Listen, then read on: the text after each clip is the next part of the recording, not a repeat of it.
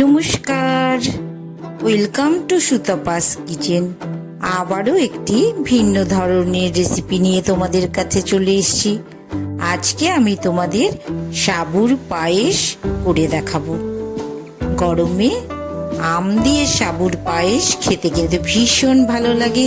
চিরাচরিত চাল দিয়ে পায়েস তো আমরা করেই থাকি। আজকে একটু অন্য ধরনের রেসিপি করে দেখা যাক, সাথে থেকো আমার। একটু গরম জল, দেখো হালকা গরম জল আমি করে নিয়েছি। এবার এই সাবুটা, এক বাটি মতন সাবু আমি এই গরম জলে ঘন্টাখানেক কিন্তু ভিজিয়ে রেখে দেবো। এর থেকে কিন্তু ভেজানোর দরকার নেই, তাহলে কিন্তু সাবুটা অনেক বেশি মাত্রায় গলে যাবে। ঘন্টাখানেক মতন তোমরা ভিজিয়ে রাখবে গরম জলে। একটু বাটির মধ্যে আমি একটু মিল্ক পাউডার গুলে রেডি করে নিচ্ছি। 1 লিটার মতন দুধ নিয়ে কিন্তু আমি কমিয়ে নিয়ে এসেছি, অনেকটাই, প্রায় হাফ লিটার চলে এসছে। আরও কিন্তু আমি এটাকে কমিয়ে নিচ্ছি, অনেকটাই কমে এসছে।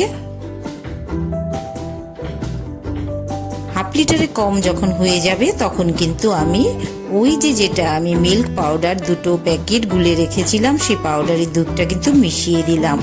এবার দেখো কমতে কমতে দুধটা ফুটতে ফুটতে কিন্তু অনেকটাই কমে এসছে। আর এদিকে কিন্তু আমি গরম জলে হাফ বাটি মতন চিনি দিয়ে একটু সিরাপ তৈরি করে নিয়েছি। এবার যে 2 আমের যে পাল্প করে রেখেছিলাম, সেই পাল্পটা কিন্তু শিরার সাথে আমি একটু জাল দিয়ে নিচ্ছি।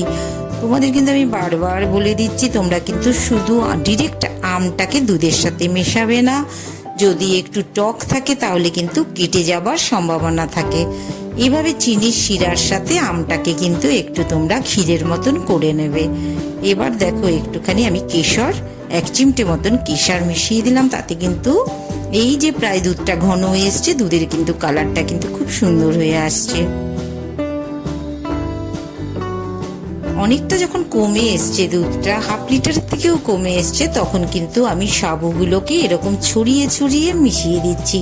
একবারে পুরোটা কিন্তু মেশাবে না, তাহলে কিন্তু একটু দলা পাকিয়ে যেতে পারে। এরকম ভাবে স্প্রিঙ্কেল করে ছড়িয়ে দিও তোমরা। সাবুটাকে দুধের সাথে আমি মিশিয়ে নিচ্ছি এভাবে করে, আর মাঝে মাঝেই কিন্তু একটু নাড়িয়ে নিচ্ছি।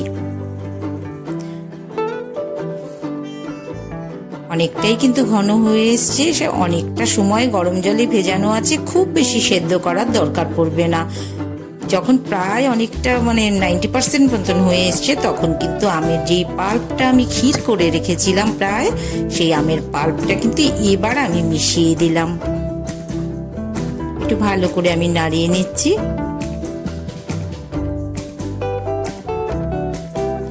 সামান্য একটু কেশর দিয়েছিলাম, তাতেই কালারটা সুন্দর হয়ে গেছে। আম পড়ে তো আরো সুন্দর কালার চলে এসছে। সাবুটাও কিন্তু মেল্ট হয়ে গেছে। এদিকে আমি কাজু আর আমন্ডের একটু গ্রাইন্ড করে রেখেছিলাম, বেশ একটু গুঁড়ো মতন করে রেখেছি, সেটা কিন্তু মিশিয়ে দিচ্ছি। খুব ভালো লাগবে। একদম মোটামুটি গুঁড়ো করে নিয়েছি, সেটা কিন্তু মিশিয়ে দিলাম। আমার কিন্তু রেসিপিটা অনেকটাই রেডি হয়ে গেছে। কালারটাও দেখো কি সুন্দর কালারও চলে এসছে। আর এইরকমই থিকনেস কিন্তু তোমরা রাখবে। এই যে দেখো ঢেলে নিচ্ছি, তোমরা দেখতেই পাচ্ছ। একটা সার্ভিং বলে আমি নামিয়ে নিলাম।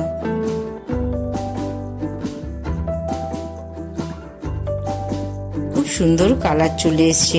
আমি কিন্তু একে ডিপ ফ্রিজে রাখবো না, আমি নর্মাল টেম্পারেচারে বাইরেই রেখে দেবো। এখনো আমার প্রসেসিংটা শেষ হয়নি।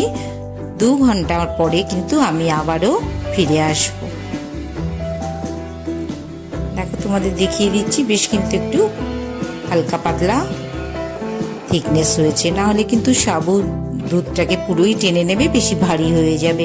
উপর থেকে দেখো একটু আমন্ড আর কাজুর যে বড় দানাগুলো করে রেখেছিলাম, সেগুলো কিন্তু এবার মিশিয়ে দিচ্ছি। আগে কিন্তু মিহি গুঁড়ো দানাগুলো আগেই মিশিয়ে দিয়েছিলাম, এবার একটু বড় দানাগুলো মিশিয়ে দিলাম। মুখে পড়লে বেশ ভালোই লাগবে, টেস্টটা ভালো আসবে। 2 ঘন্টা পরে ফিরে এলাম আমি।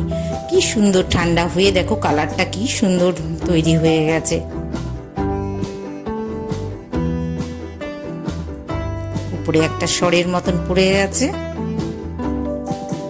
সুতপাস কিচেন এরকম দারুণ সুন্দর সুন্দর রেসিপি তোমাদের জন্য নিয়ে আসে। তোমরা কিন্তু আমার সাথে থেকো। আর প্রথম থেকে শেষ পর্যন্ত ফলো করো। এবার কিন্তু আমি আমগুলোকে ছড়িয়ে দিচ্ছি। আমগুলো তোমরা ইচ্ছে করলে খাবার সময়ও নিয়ে নিতে পারো। আর ভালো লাগলে রেসিপিটা অবশ্যই একটা লাইক করে দিও, আর সাথে থাকতে হলে অবশ্যই ভালোবেসে চ্যানেলটাকে সাবস্ক্রাইব করে দিও। প্রতিদিন আমার সাথে তোমরা থাকতে পারবে। আর পাশে থাকা বেল আইকনটা তোমরা প্রেস করে রেখো, অল বাটনটা অবশ্যই করে রেখো, আর অবশ্যই তোমরা একটা লাইক করে দিও, শেয়ার করে দিও। সুতাপাস কিচেন তোমাদের সকলের সাথে থাকবে। এই রকম সুন্দর সুন্দর রেসিপি তোমরা দেখতে থাকো, এনজয়